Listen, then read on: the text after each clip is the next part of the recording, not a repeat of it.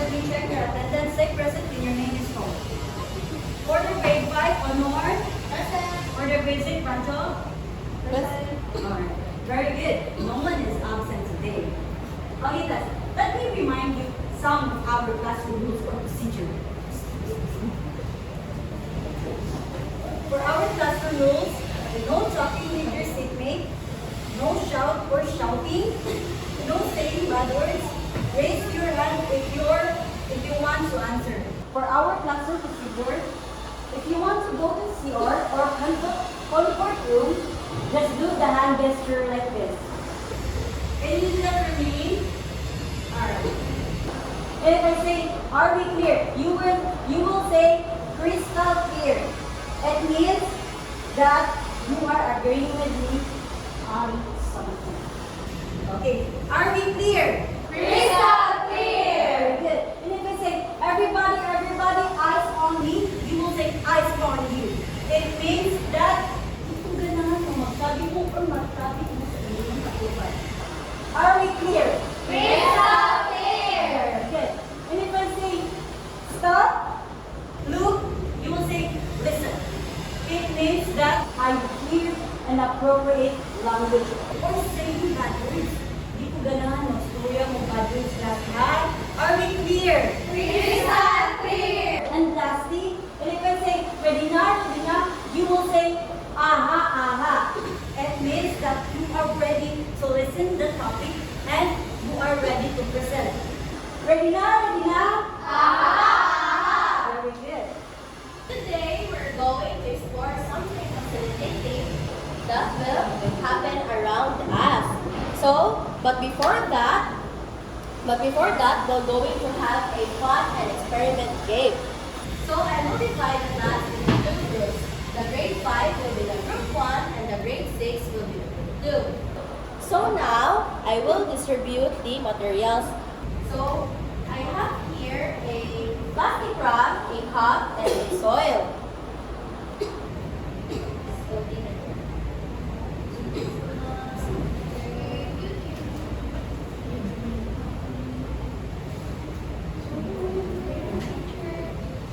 Okay, to make our mini water cycle, just listen to me and work the experiment that I gave you. So, are you all ready? Yes, teacher! So, the first one is you will put the small amount of a soil in your cup.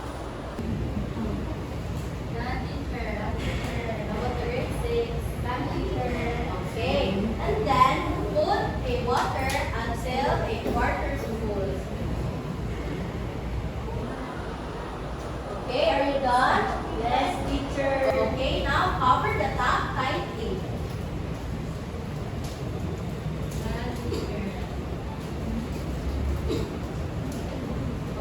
Okay, are you done? Yes. Yes, teacher. Okay, good job everyone. But before we place that in the sunlight, I want you to think. That what do you think will happen to the water if what do you think to the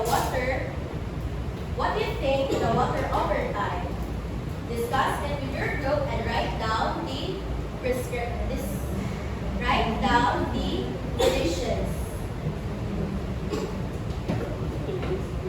Okay, time's up. Let's hear some of your predictions. Let's begin with the group 1. Kindly choose one representative. We predict that the soil will absorb the water and maybe through the sunlight it will evaporate and form some little droplets from the plastic wrap, then drop again to the soil. Okay, thank you. Very good, group 1. How about the group 2? I think we share the water will be less and there will be moist on the mountain. Okay, thank you. Very good, group 2. All your answers are so interesting. We'll keep an eye on our mini water cycle throughout our lesson for today. So our objectives for today for grade 5 is to explain the role of the water cycle, and for the grade 6 is to describe the different seasons in the Philippines. Are we all clear? Yes, clear!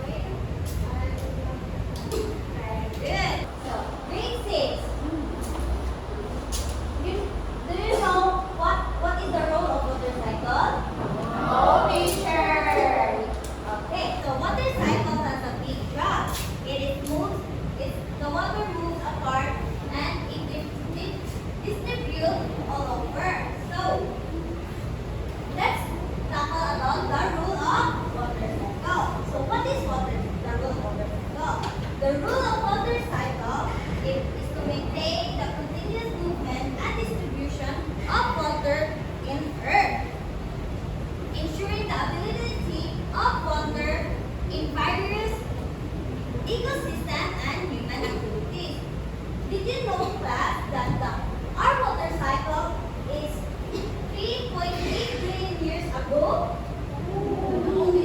Yes, ikaw ba yung nagtutlo? So, Our motorcycle is like the because there's no end and kung ano siya ka nag-regulate yun siya always but manang cycle siya na ang from rain to kuan siya sa dagat niya ang dagat mo evaporate na sad na so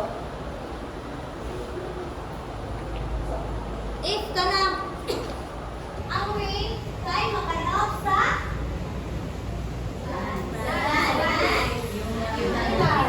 very good. So I have here worksheet for you. I have here a bond paper and we will create a simple diagram illustrating how the water cycle moves through different parts of the environment, then write the school and three sensations. Are we clear? Crystal clear.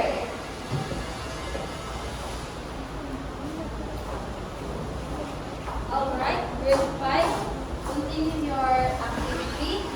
So now grade 6. Are you ready to listen? Yes. So are you ready to listen? Yes, teacher. Alright. So based sa inyong activity ganina, ano sa inyong na-observehan? Observehan.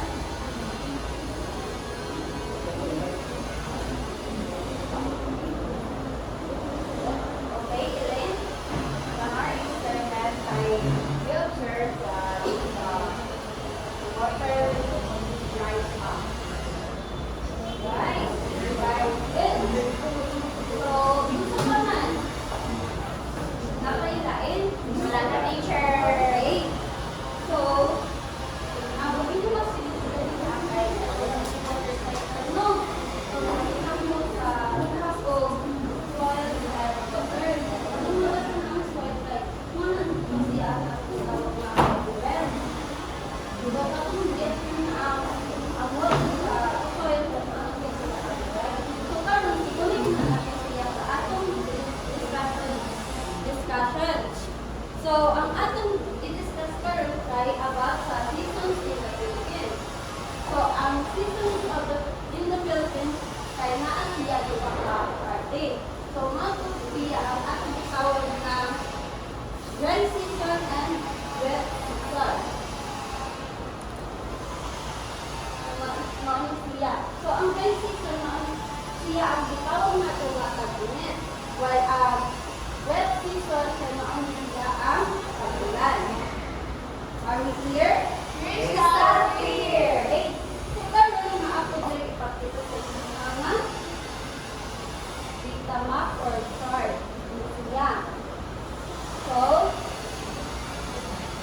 climate of the Philippines. So, kani siya nga part na ang siya yun. At dili ba mauna siya ang different season. Ang rainy season and dry season. Karon atong so, ngayon, alamin natin kung bakit hindi perfect po yung month ng tag-ulan at tag-init. So, sa Luzon, nakubos lang pa sa Metro Manila. So, ang rainy season sa Manila ay month of June and December. Gayon, dry season sa Manila ay April and May. So, sa Visayas naman, yung focus natin dito lang sa Cebu. So ang rainy season sa Cebu ay June to October. So, dry season naman, January to May. Then, sa Mindanao, na-focus lang siya sa Davao City. So, ang rainy season nila is month of May to October and dry season nila is November to May. So,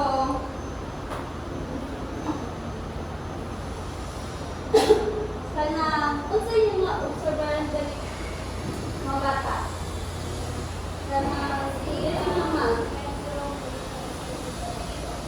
o sila pero magkaiba sila human sa dry season, no? Na sa tabo na naman is iba't din siya sa dalawa. Then dito naman is may pagkapaliw yung Metro Manila at Davao City sa dry season. Which is November to May. Sa Davao City naman is November to May. So, if you wonder why ngano lahi-lahi man sila o man dili sila simba.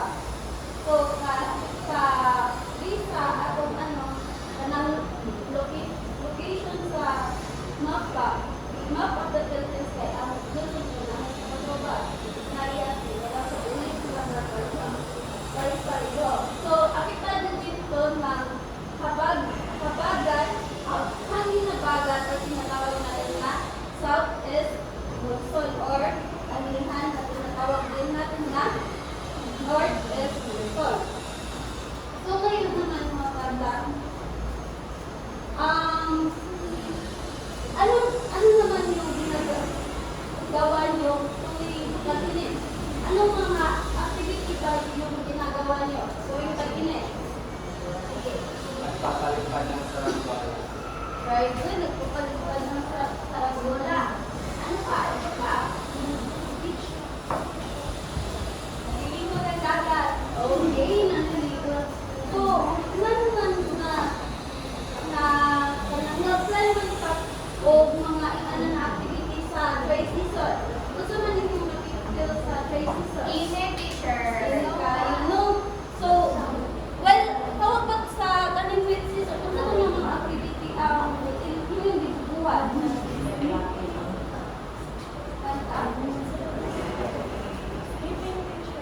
Sleeping.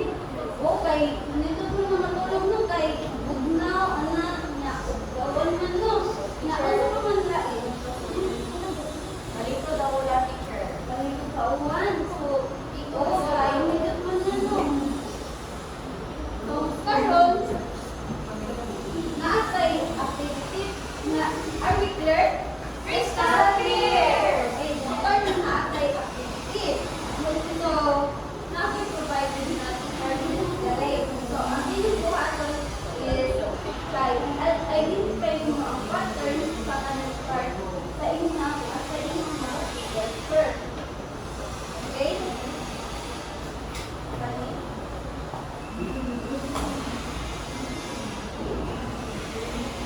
Okay, so, hindi ko naman na kay makakaalala ba o sorry. Are we clear to that? Crystal clear! Okay. So, continue your activity. Everybody, eyes on me. Eyes on you! Grade 5, are you done with your activity? Yes, teacher! Kindly choose one representative to share the output here in front.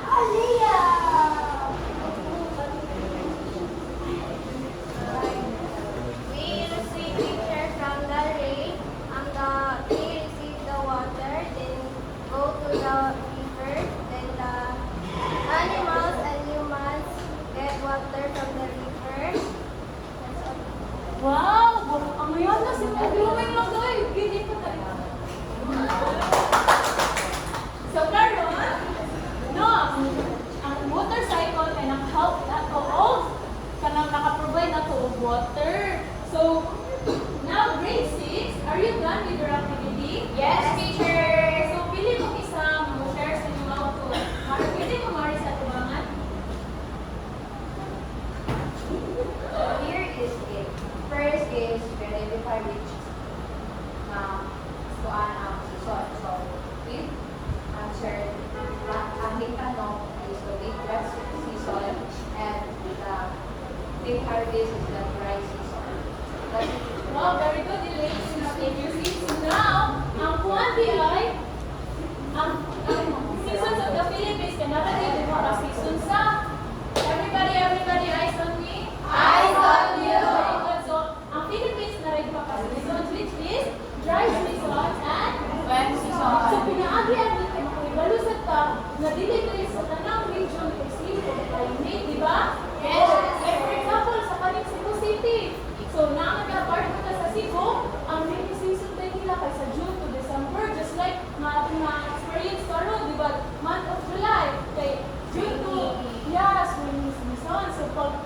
July, Caesar, January to May. No. Mga na siya nga naka-experience na pagtungod ng kahit season.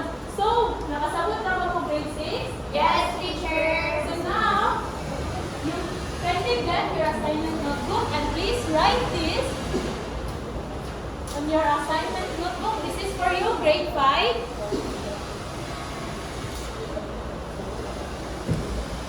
And this is for you, grade 6. So I will give you 2 minutes to write this on your assignment notebook. Very good. So now, I think that's it for today, class. So, see you tomorrow and goodbye, class.